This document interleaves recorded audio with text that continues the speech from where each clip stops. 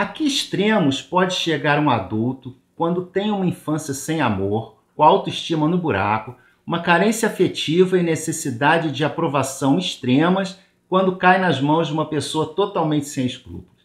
É exatamente isso que temos no livro sobre o qual iremos conversar hoje. Servidão Humana, de William Somerset Maugham.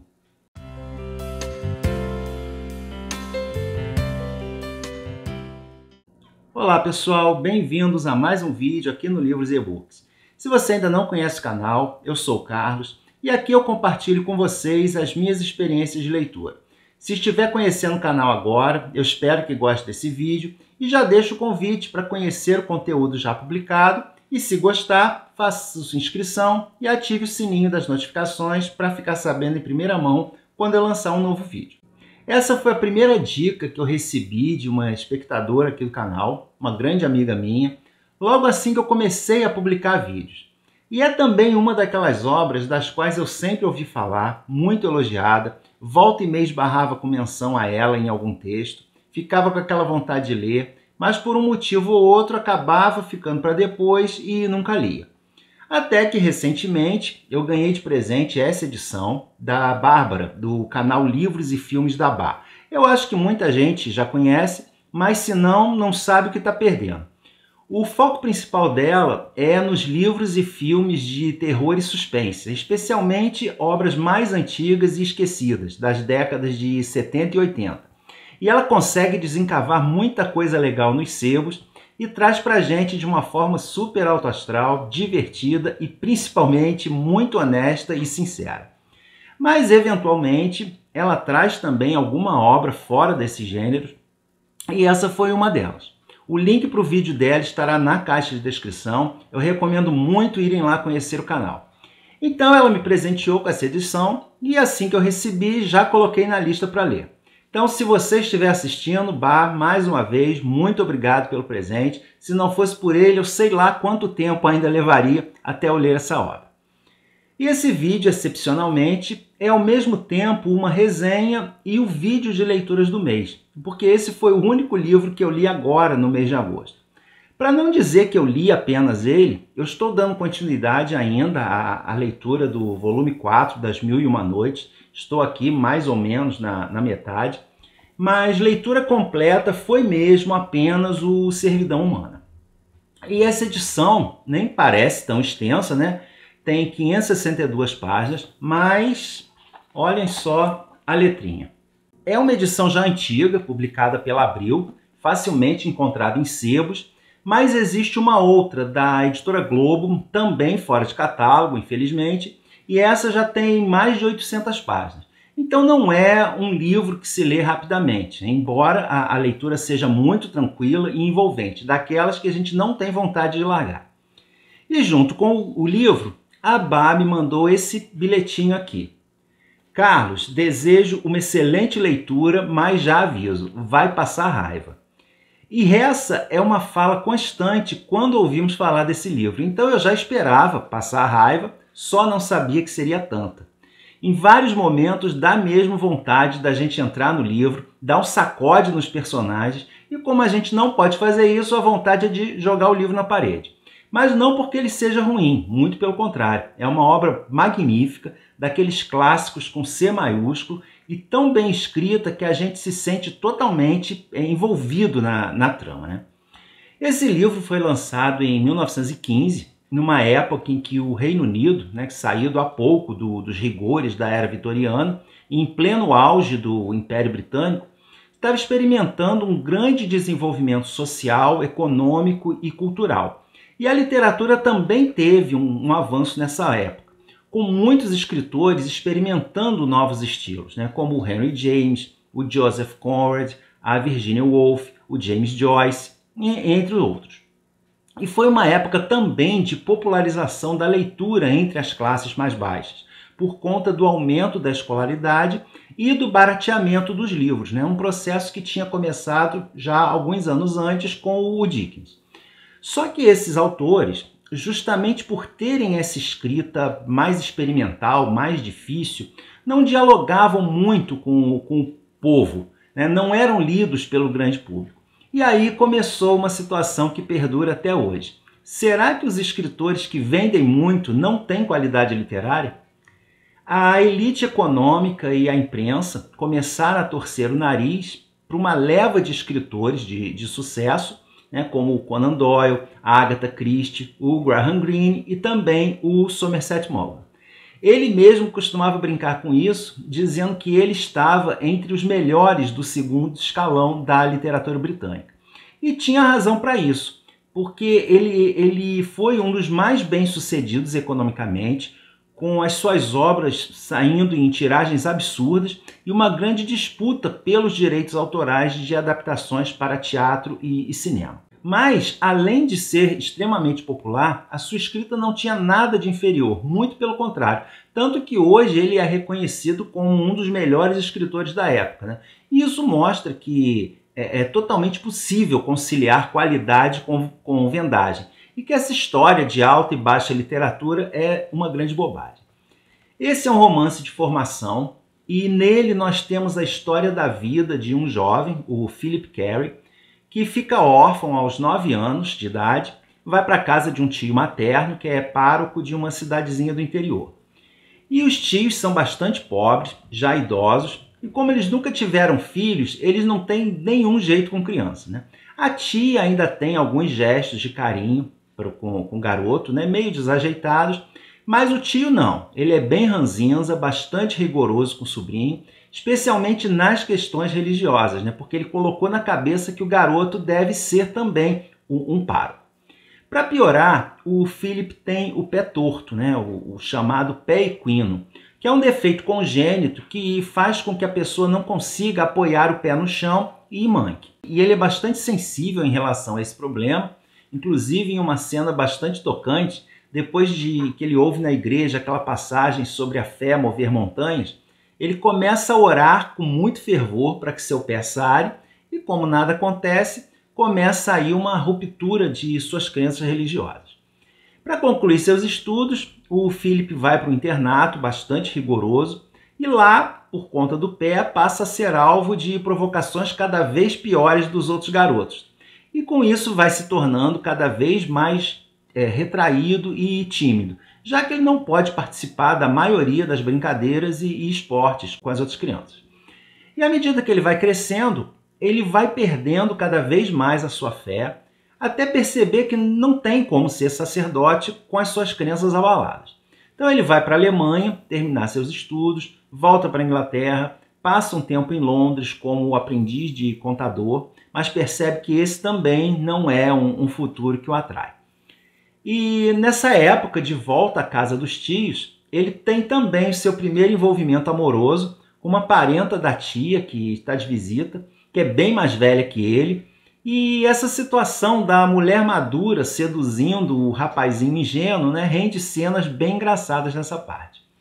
E essa mulher que trabalhou como governanta em Paris fala muito com ele, conta a ele maravilhas da cidade, e ele, que desenha muito bem, decide ir para Paris estudar pintura, para desgosto do tio, né, que considera a arte uma carreira sem sucesso financeiro e que a vida de artista é uma porta escancarada para o inferno, e que o Philip estaria desperdiçando a sua vida. E essa estadia do Philip em Paris é uma das partes mais interessantes do livro, porque foi justamente uma época de efervescência no mundo artístico, né, com o surgimento de artistas hoje conhecidos como grandes mestres, em especial os impressionistas. E são muitos diálogos entre o Philip e seus amigos, e aqui nós percebemos a grande bagagem cultural do Somerset Maugham. Em todo o livro, mas mais especialmente nessa parte, fez falta a existência de notas de rodapé na edição, porque são tantas citações de artistas e obras que a gente para a leitura toda hora para fazer consultas, né, sobre os artistas ou visualizar as obras citadas. E esses diálogos não são só sobre arte, mas também sobre filosofia, sobre religião e principalmente sobre o sentido da vida. Um dos personagens do livro é um escritor fracassado, que ele é visto como uma espécie de mentor por esses jovens pintores. Ele dá a Philip um retalho de um tapete persa e dizendo que ali está a resposta para sua indagação sobre qual é o sentido da vida. e é algo que o acompanhará por toda a vida, até que ele decifre os seus segredos, né? Mas isso só bem no fim do livro. Depois de 2 anos, passada aquela empolgação inicial com a vida boêmia e já com o dinheiro acabando, ele percebe o pouco progresso que fez e questiona o seu professor sobre o seu futuro como artista. O professor lhe diz que ele tem uma boa mão, tem bastante técnica, mas não tem talento, e que jamais passará de um artista medíocre, como ele próprio. E sugere ao Philip que desista enquanto é tempo, arrematando com uma das frases mais conhecidas desse livro. É muito triste quando descobrimos a nossa mediocridade quando é tarde demais. O Philip decide então que já é hora de se dedicar a algo que vai lhe permitir ganhar a vida, e a única opção que vê é seguir a profissão do pai, que era médico, e que lhe proporcionará ganhar dinheiro e também viajar, né? Preferencialmente como médico de bordo dos navios que seguiam para todos os pontos do imenso Império Britânico da época. Então, novamente em Londres, ele começa seus estudos de medicina e, como é muito inteligente e determinado, ele logo consegue bons resultados. No entanto, ele também é bastante solitário e as cenas em que ele perambula pela cidade sem conhecer ninguém, indo sozinho aos teatros ou passando o Natal sozinho em seu quartinho de sótão são bem comoventes. E pode parecer que eu estou contando demais, mas tudo isso acontece ainda antes da metade do livro. E é aqui que a história tem o seu ponto de virada.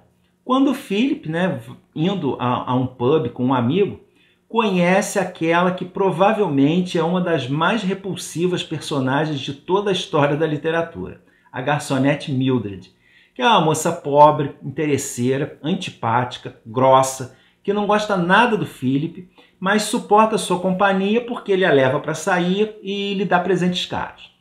E é nesse caso amoroso que desembocam todos os traumas psicológicos que o Philip traz desde a infância, porque aqui, pela primeira vez na vida, ele se sente necessário para alguém, mesmo sendo maltratado e humilhado pela Mildred. E ele sabe disso. E o relato desse relacionamento totalmente doentio dos dois é que causa na gente aquela raiva que todo mundo que lê esse livro fala. E a gente nem sabe se sente mais raiva da Mildred pela forma com que ela maltrata o Philip, ou dele por ficar se arrastando aos pés dela de uma forma totalmente humilhante. Agora, verdade seja dita, embora a Mildred seja realmente repulsiva, ela é sincera. E em nenhum momento ela esconde isso dele. Então não dá para negar, né? Ele sofre dessa forma por conta da sua baixa autoestima. E ele sabe disso, mas ele não consegue agir de outra forma, né? E esse relacionamento doentio vai pautar o restante da sua vida, porque a Mildred vai entrar e sair da sua vida em diversos momentos, né? Com consequências bastante catastróficas.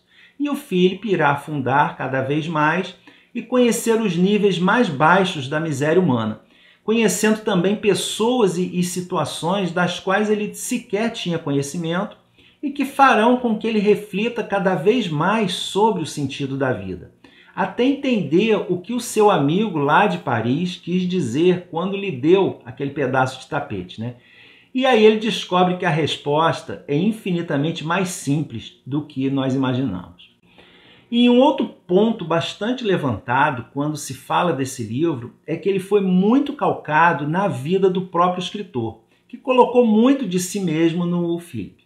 Da mesma forma que o personagem, o escritor ficou órfão, foi criado por tios no interior, estudou por um período na Alemanha e sofreu muita rejeição na infância e na adolescência por ser gago, né? Além de ser homossexual.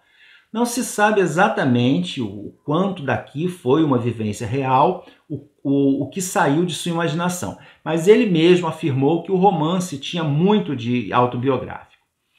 E Servidão Humana virou filme em 3 ocasiões, mas a que é considerada a melhor adaptação ainda é a primeira, de 1934, estrelada pelo Leslie Howard, que é o Ashley, de O Vento Levou, e pela então estreante Bette Davis, né?